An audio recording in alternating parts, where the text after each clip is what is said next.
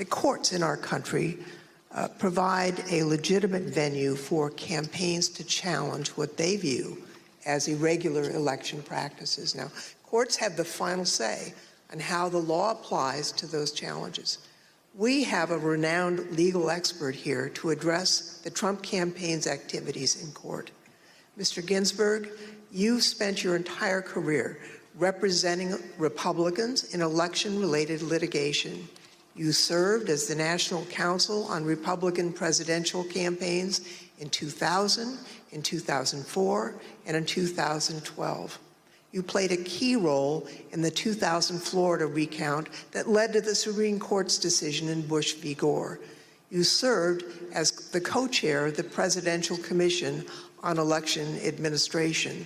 I think it's fair to say you're the most prominent Republican lawyer who's litigated in the election field. Now, you've analyzed the Trump campaign's litigation pretty carefully. What's the normal process for post-election litigation? How is the Trump campaign's different from the kinds of post-election litigation you've been involved in and know about? In the normal course of things, any campaign on the night of the election and the days after will do a couple of different things. One is that they'll analyze precinct results to look for abnormalities in the results, and they'll send people to those precincts to ask more questions. Secondly, all campaigns will have poll watchers and poll workers and observers in the polling place. And so campaigns will talk to those people if they saw any irregularities that could cause problems in the election. Now, the Trump campaign talked pre-election about having 50,000 poll workers. So presumably, they did have eyes on the ground in all these places. And so in the normal course of things, a campaign will analyze the reports that come in. Trump campaign had a couple of basic problems, however. Number one, the 2020 election was not close. In 2000, that was 537 and close. In this election, the most narrow margin was 10,000 and something in Arizona, and you just don't make up those sorts of numbers in recounts. And when the claims of fraud and irregularities were made, you've heard very compelling testimony from Mr. Stepien, from Matt Morgan, from Alex Cannon about those claims and how they didn't believe them.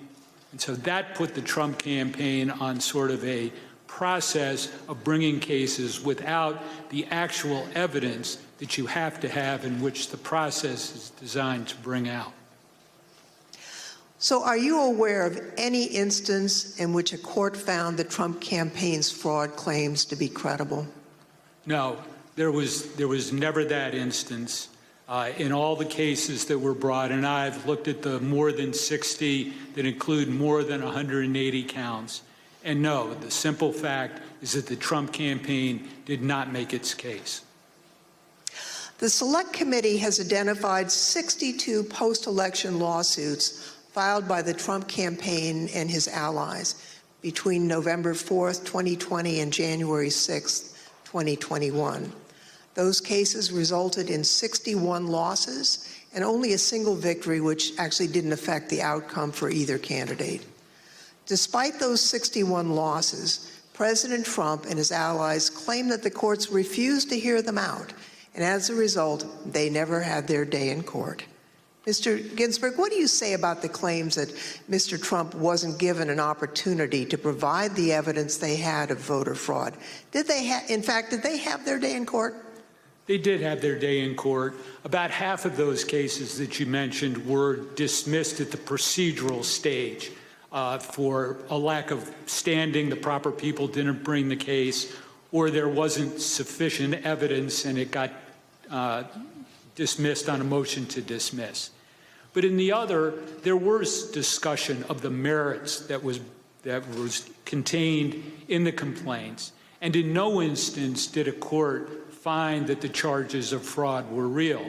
And it's also worth noting that even if the Trump campaign complained that it did not have its day in court, there have been post-election reviews in each of the 6 battleground states that could have made a difference, and those ranged from the somewhat farcical Cyber Ninjas case in Arizona to the Michigan Senate report that was mentioned earlier, the hand recount in Georgia that Mr. Pack addressed. And in each one of those instances, there was no credible evidence of fraud produced by the Trump campaign or his supporters.